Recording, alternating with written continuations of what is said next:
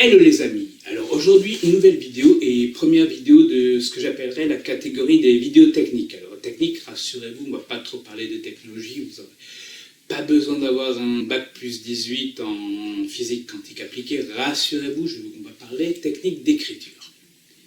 Et bien comme c'est la première, je vais vous parler des débuts, ou plus particulièrement des débuts de romans, parce que les débuts de romans c'est super important. D'ailleurs, ça porte un nom, alors en langage scientifique d'écrivain, on appelle ça l'incipit. Alors en fait, pour faire simple, on peut dire que l'incipit, c'est la première phrase ou éventuellement les quelques premières phrases d'un roman, et que, ma foi, ce sont parmi les phrases les plus importantes d'un roman, et pour quelques raisons toutes simples. C'est que quand vous enverrez votre roman aux éditeurs, même si je ne vous cache pas que souvent ils ne liront pas tout le roman, je peux vous assurer que les premières lignes seront lues.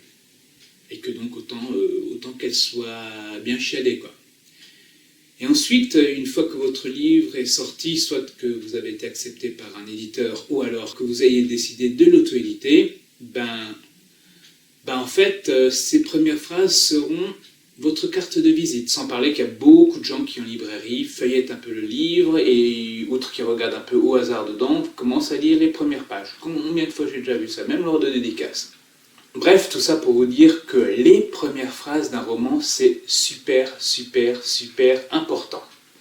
Et que, ma foi, certains auteurs l'ont compris et certains éditeurs l'ont aussi d'ailleurs, parce qu'il faut savoir que dans certains comités de lecture, pas tous, mais dans certains, pratiquement, ils commencent à regarder si l'incipit est bon, et puis s'il est bon, ils lisent la suite, s'il n'est pas bon, zappez. Donc autant, voilà, si on a l'occasion de donner une vraie chance à nos romans en chiadant simplement les quelques premières phrases, franchement, c'est un luxe qu'il faut se permettre. Parce que honnêtement, imaginez une maison d'édition qui reçoive 10 manuscrits par jour. Les grosses en reçoivent plus, les moins grosses en reçoivent un peu moins, mais bon, 10 manuscrits, c'est une moyenne tout à fait normale. Je dirais même une moyenne un peu basse, mais bon, bref, ça c'est un autre débat. Bref, imaginez que dans ces 10 manuscrits, il y en ait 9 qui a une phrase d'accroche, bof, et un qui a une phrase d'accroche qui tue. À votre avis, lequel ils vont lire en premier ? Lequel va être vraiment mis en lecture ? Bon, vous avez la réponse. Donc, il n'y a plus qu'à. Alors, je vais quand même vous donner quelques exemples d'incipites célèbres qui sont efficaces, on va dire. Enfin, du moins que je trouve efficaces. Le premier que je vais vous citer est l'incipit d'un roman qui s'appelle La vraie vie, d'Adeline Dieudonné, paru à l'Iconoclaste en 2018. Son roman commence comme ça. À la maison, il y avait 4 chambres. La mienne, celle de mon petit frère Gilles, celle de mes parents et celle des cadavres. Bon, je pense que vous avez compris le truc. On commence par vous présenter une scène, tout ce qu'il y a de banal. Bon, à la maison, il y avait 4 chambres. Ouais, bon. La mienne, celle de mon petit frère Gilles, banal. Celle de mes parents, banal. Et celle des cadavres, pas banal. Et voilà, en une phrase, mademoiselle Dieudonné vous a mis l'eau à la bouche. Il n'y a plus qu'à du coup. Alors vous voyez comme en une phrase, vous pouvez lancer l'intrigue. Donc vous voyez, ça c'est une classe de pro. Alors si vous écrivez vous-même, comparez avec la première phrase de vos romans, et le cas échéant, vous savez ce qu'il vous reste à faire, quoi. Alors bon, je vais encore vous citer 2 autres exemples qui, à mon avis, sont tout à fait intéressants en matière d'incipit. Alors l'un des incipits, par exemple, les plus célèbres de la littérature française, c'est celui d'Albert Camus, dans son roman L'étranger. Alors L'étranger, ça commence par les phrases suivantes. Aujourd'hui, maman est morte. Ou peut-être hier, je ne sais pas. Bon, déjà, ça vous situe le personnage. Aujourd'hui, maman est morte. Ouais. J'aurais pu vous dire ça comme aujourd'hui, je suis allé acheter du pain. En une phrase, il vous a expliqué les rapports qu'il avait avec sa mère et en général avec les émotions. Donc, autant vous dire que déjà d'emblée, nous savons que le personnage n'est pas vraiment un hypersensible. Et derrière ça, Camus enfonce le clou en ajoutant, ou peut-être hier, je ne sais pas, afin de franchement vous faire sentir que, ouais bon, c'est arrivé aujourd'hui ou hier, bon, un événement aussi anodin que la mort de ma mère, quoi. Vous voyez comment deux phrases, le mec, il vous a tout de suite situé le personnage.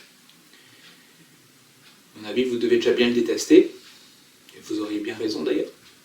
Et bref, en deux phrases, c'était déjà gagné. Résultat, le bouquin est sorti chez Gallimard et résultat, quelques années après, je me le suis tapé en première, en guise d'œuvre complète qu'on a dû lire pour le bac français. D'ailleurs, c'est l'un des rares bouquins scolaires que j'ai lu en entier, avec un bouquin Pagnol. Donc voilà, une fois de plus, une phrase d'accroche efficace et c'est gagné. Autre exemple célèbre venu d'une littérature étrangère cette fois-ci, c'est par exemple Franz Kafka, avec la métamorphose. Alors imaginez un bouquin qui commence comme ça. En se réveillant un matin, après des rêves agités, Grégor Samsa se retrouva dans son lit, métamorphosé en un monstrueux insecte. Vous imaginez la scène. Hier soir, vous étiez couché, bon, un peu voilà quoi. Vous avez mal dormi cette nuit, et le lendemain matin, quand vous vous réveillez, vous êtes un cafard. Un gros cafard. Franchement, c'est pas tout à fait ce qui arrive tous les jours. Donc d'emblée, normalement, vous vous dites, mais hey, qu'est-ce qui est arrivé à ce Grégor? Comment une simple nuit de rêves agités peut l'avoir transformé en insecte? Donc d'emblée, vous savez aussi qu'on va être dans du fantastique, que des amateurs de littérature purement réaliste, passez votre chemin. Et en tout cas, normalement, cette phrase devrait avoir suscité votre intérêt. Je ne sais pas comment ça vous le fait pour vous, mais enfin moi, je vois ça comme phrase d'entrée, j'ai quand même envie d'en savoir un peu plus. Une fois de plus, c'était gagné, le roman est devenu un classique. Du coup, vous allez pouvoir me dire, mais et toi? Tu écris, toi? Et tes bouquins, là, tes incipites, là, est-ce que t'en as tenu compte? On va regarder. Alors, voyons déjà le premier, c'est arrivé en avril. Alors, on est d'accord, je compte comme incipit les tout premiers mots du livre. Donc, c'est un prologue, c'est les premiers mots du prologue. Alors, voyons voir quel est le prologue de C'est arrivé en avril. Ah, ça commence. Bon, là, je dois enlever mes lunettes. Ça s'appelle l'âge. La fin du monde arrivera. C'est déjà arrivé. Bon. Honnêtement, on n'est clairement pas au niveau de celle que je vous ai présentée avant, mais bon, au moins ça vous situe déjà le genre. On comprend bien qu'il y aura une histoire post-apocalyptique là-dedans. Et d'ailleurs, il y a une histoire post-apocalyptique dans ce roman. Mais, d'accord, je peux faire mieux. Beaucoup mieux que ça. Il n'y a plus qu'à. Et du coup, je crois que mieux que ça, je l'ai fait dès mon second. Le livre qui parle de toi. Et d'ailleurs, cet incipit, je peux vous assurer qu'il a fait parler. Alors, je vais vous le lire tout simplement. Vous me direz ce que vous en penserez après. Et toi? Oui, toi. Toi qui as les yeux rivés sur cette page. Fais pas comme si tu n'avais pas pigé. C'est bien toi que je parle. Bon.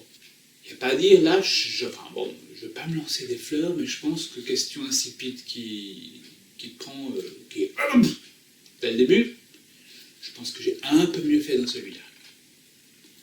Donc bref, tout ça pour vous dire que il est tout à fait possible que le destin de votre roman se joue dès les toutes premières phrases. Donc, vous savez ce qu'il vous reste à faire si vous écrivez.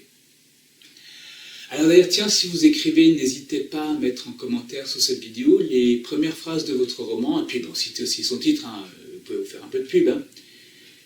Et si vous êtes juste simple lecteur, il n'y a rien de mal à ça, je vous dis tout de suite, si vous avez d'autres incipites qui vous ont marqué, n'hésitez pas non plus à les mettre là en commentaire de cette vidéo, et puis on sera une belle petite collection d'incipites qui tuent, qui vont peut-être nous inspirer tous, et puis voilà quoi.